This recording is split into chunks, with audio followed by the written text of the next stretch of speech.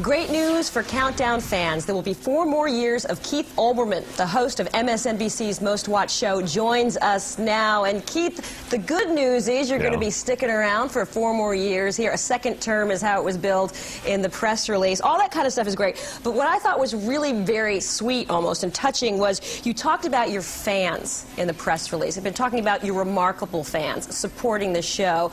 Why do you think the show has really caught fire in the past year? Right place, right time, Allison. I'd love to say, boy, we really planned something and executed it perfectly, but it really wasn't that. There was just a sense last year, I think, that stuff needed to be said in this country, and the first 95 people who probably should have done it didn't do it, and I just looked around and went, oh, you know, I guess I'm the one who has to jump in the water and try to help the guy out, and the response to this was just phenomenal.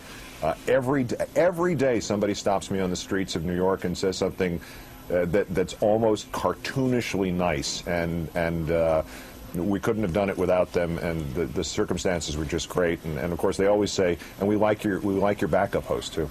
Oh, well, thanks. I appreciate that little shout out. Hey, so you're going to be sticking around here in Secaucus doing your show, but you're also going to dip your toe into the big pond over at the mothership, NBC News. What are you doing there?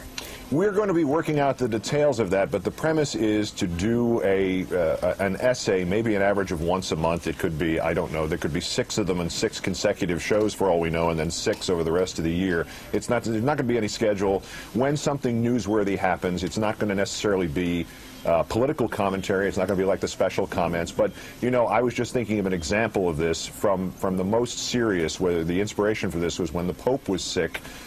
2 years ago, I did about a minute and a half, just words and pictures essay on his meaning to people of faith and people who were not of faith, which was sort of the baseline to it. And it could be that important, that topical, or as obscure as tripping over the fact that Abraham Lincoln never said, you can fool some of the people all the time, that quote is not attributed to him within his lifetime or reasonably thereafter.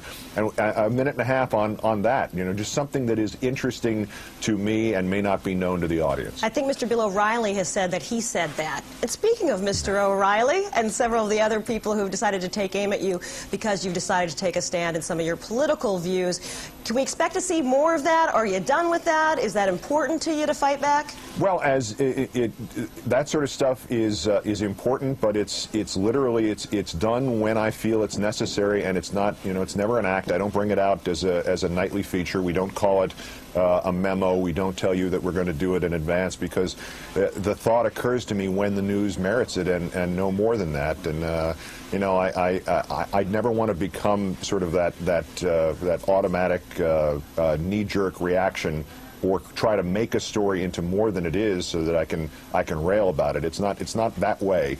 We'll do them as often as they're necessary. That's the easiest way to say it. Keith, we're glad you're going to be sticking around, and congratulations for all the good stuff. My pleasure, Allison, and lunch is on me.